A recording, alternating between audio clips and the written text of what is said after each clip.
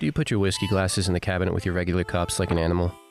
Well, you're not alone. I grew up Midwest trailer trash myself, and I'm here to let you know there's a road to redemption, and it starts with this minibar.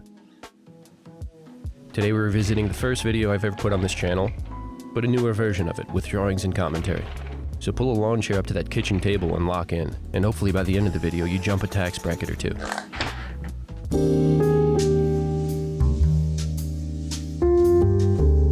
So this piece doesn't require a lot of material. It's a top and a bottom plate, two side pieces, and then you have your door and a bunch of odds and ends to spice it up and make hanging it easy. We're going to start with the top and the bottom plate, considering they're the most complex pieces in the project.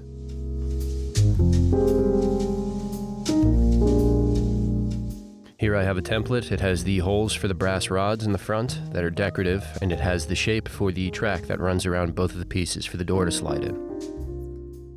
You see me measuring off the sides here. This is so that the door has a place to go and actually slide into the piece, because you need to have it open in the back. You'll see how I lock the doors in place later.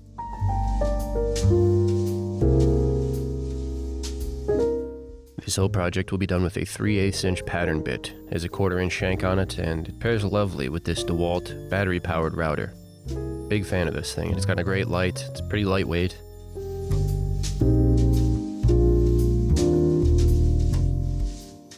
So a tip for when you're routing a channel that needs to be precise like this one. Make sure you're going the right direction with your router around the pattern. The bit chews the wood in one direction, and you can tell what that is when you look at the actual bit itself. So A, make sure you're going the right way, and B, make sure you take your time, because one slip up you can ruin the whole piece.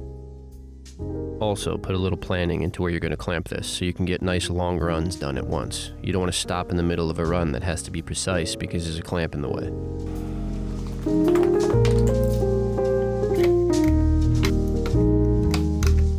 I'm using a 1/4 inch Forstner bit to pilot the holes for the brass dowels. Now this is just so that we know exactly where they go. We don't drill them fully with the pattern on. We're going to take the template off and then drill them completely. I went about a 1/4 inch deep for these holes. Doesn't need much, it's just there for appeal. There's no real structural benefit to these.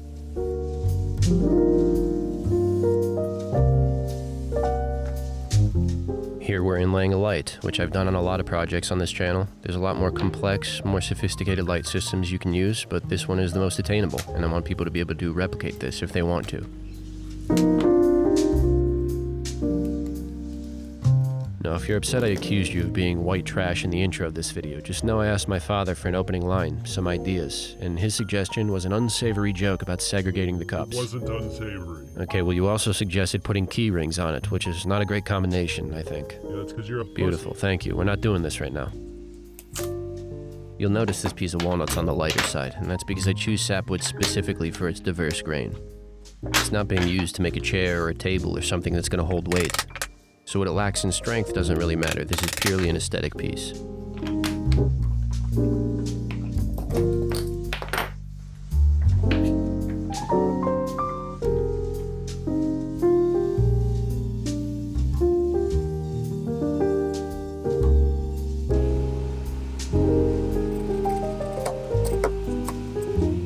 Well, here's proof. As I told you in the last video, I have a compass and I'm using it here. This is a great way to get the lip around the edge consistent. I prefer a thinner lip up front so it looks more sleek when it's closed.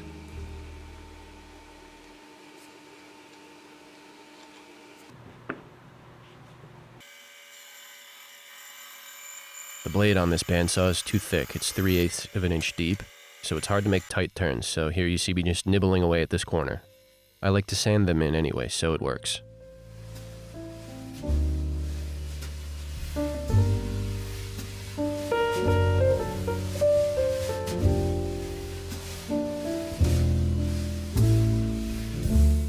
Now we're moving on to the uprights that hold the top and the bottom plate together. In this iteration, I'm using screws and plugs. I kind of like the contrasting end grain in the top. It looks nice. You can use dowels, you can use domino. This piece is small, and if you do the doors right, they slide pretty smooth, so you don't really need to worry about friction and force.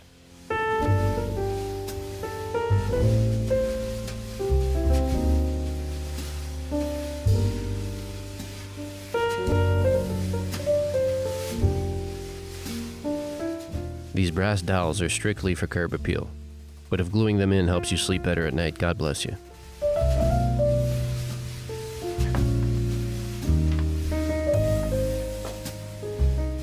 screwing these together without glue just for a mock-up to make sure the holes are straight. Sometimes when there's glue in the joint and you're clamping or you're drilling or screwing, the holes go off center and your piece isn't flush with the sides. And on this one, if it's not flush, it's going to be quite obvious. This 3/8 inch countersink bit that I bought doesn't exactly match up with the 3/8 inch dowel that I also bought for this. So when I put these in, you'll see I use melamine glue for one because it dries super clear and very strong. And I also smash them down a bit so they expand in the opening. And at the end of this, they looked great.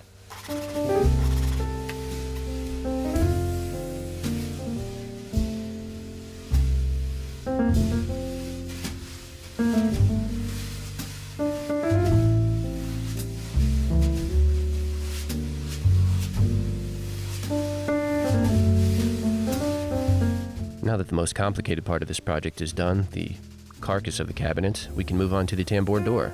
On this one I'm using rosewood, and this piece is going out to Brett, so thank you for the order. And look, your piece is on TV.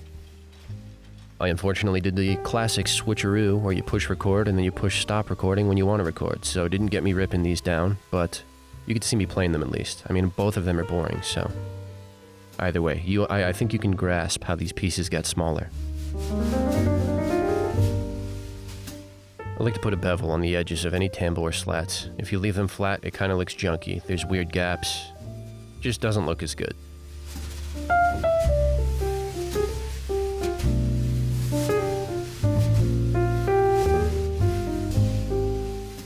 This is the rapid fire segment of the video where I make all the odds and ends left over in quick succession, as to not waste mine or your time. Any and all answers should be in the drawings, and if I'm missing something, feel free to email me a death threat. I'm always here to help.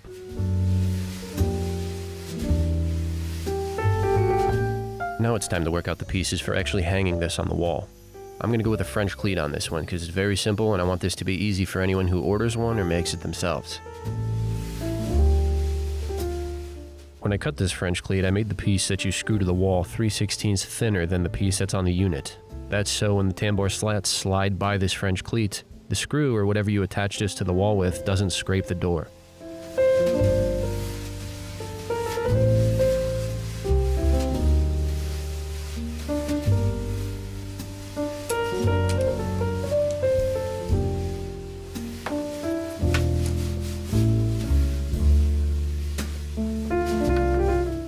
Now for the backdrop that actually covers the back side of the doors when they're open.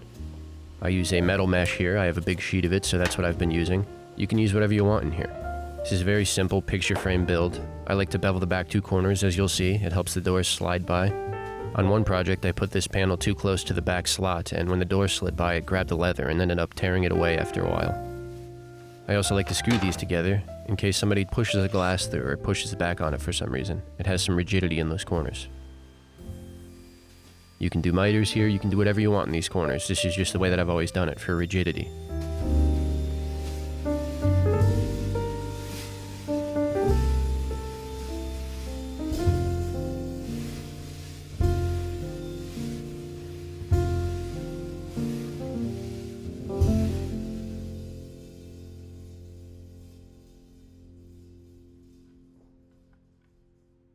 You'll notice on this channel I don't do anything super complex when it comes to traditional woodworking, and that's because I want this to feel attainable to the people watching. Have a little confidence, try something you wouldn't normally. I also try to stray away from being inspired by other people's stuff. There's a few projects on here that are kind of similar to other things I've seen, but for the most part, as of late, they're completely original pieces, and I'm pretty proud of that. We're almost to 100,000 subs, and I never thought I'd reach this point, so I appreciate you.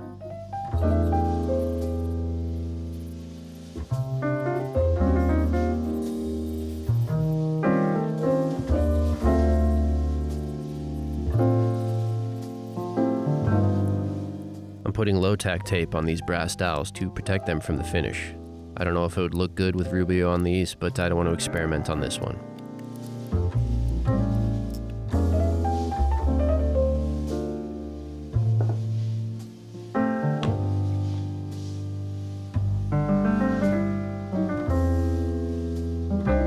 Here I'm using Rubio Sheen Plus and I'm applying it with a Scotch-Brite pad. It's white. I don't know what grit this would be considered, but it applies it very evenly. You'd normally dump it onto the piece and spread it around with a spreader, but there are so many tight corners and spaces in this project, so I apply it with a Scotch-Brite pad.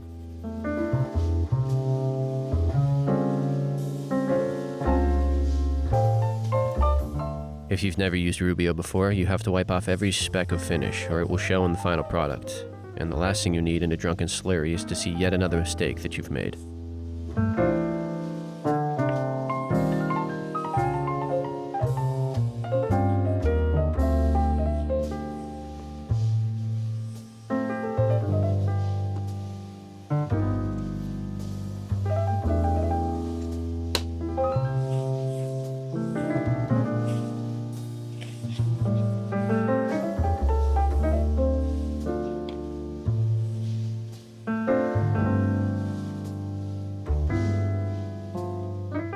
Do yourself a favor, when you're cutting the slats for this tambour door, set up a stop block so they're consistent, because if you don't, you're in for a myriad of entropy. Apologies, I've been doing word of the week. This week's word is shut up. How fitting.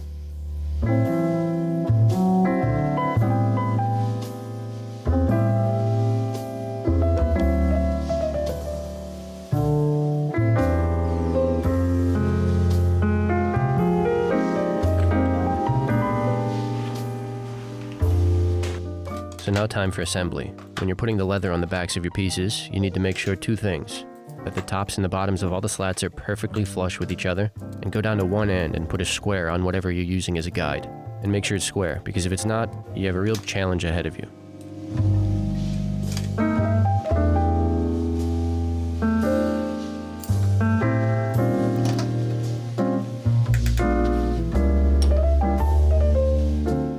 I like to put a little low-tack tape across the bottom and top quarter-inch of the back of the door.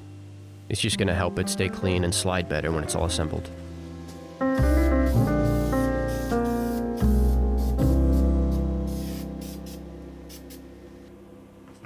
I'm using 3M90 to adhere the leather to the back of the tambour slats, and this is what holds everything together and lets all these slats slide in unison.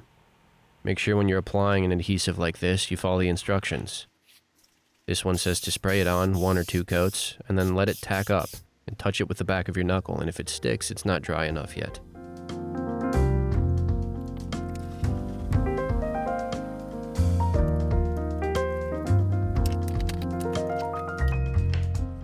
Once everything's bonded together and trimmed up, make it do the worm 3 or 4 times for dexterity's sake. It's the equivalent of tapping something and saying that's not going anywhere.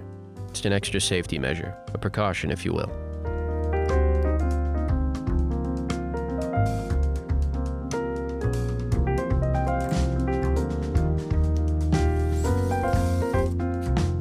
The screws that came with these little brass knobs that go on the front are too long.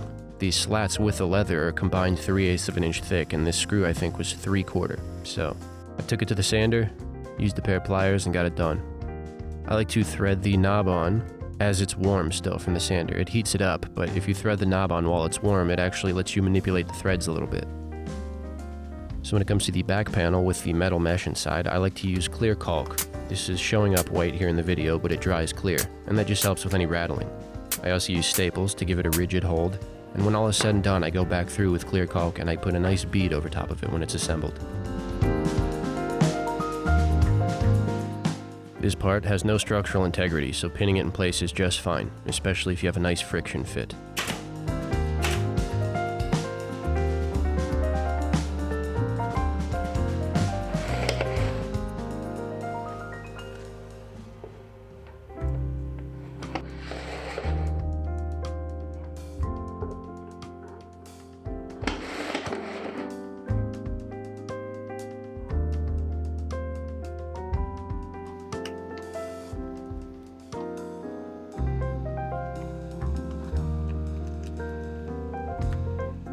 This is the lock plate. There's one on the top and the bottom, and this just holds the doors in place, and it mimics that back edge.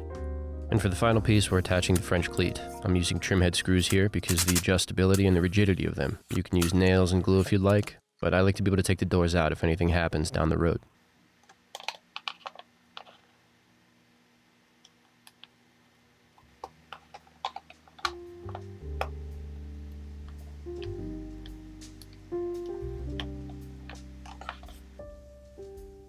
Now this here is the reason I use the French pleat on this. It's super simple to install, and one screw will hold it to the wall, and it will not rotate if you tighten it down enough.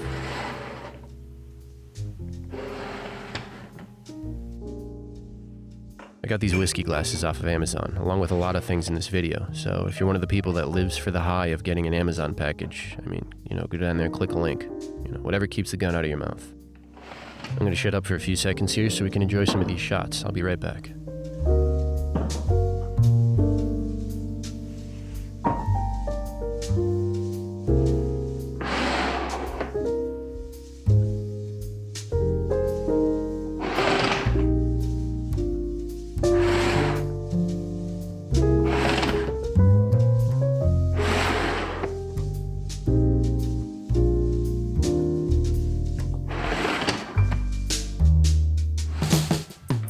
It's time for everyone's favorite game, Guess My Ice. That's right, crushed, because I'm still trash. As the old saying goes, you could take the trailer park out of the boy, but jet fuel can't melt steel beams. Or something like that. Anywho, we've made it to the end of the video. I hope you enjoyed. If you did, you know the buttons to push. I'm not even gonna say it. Buy the drawings for the love of Christ. I took a lot of time on these ones, and they turned out pretty cool. And thanks for being here. Love you, good night.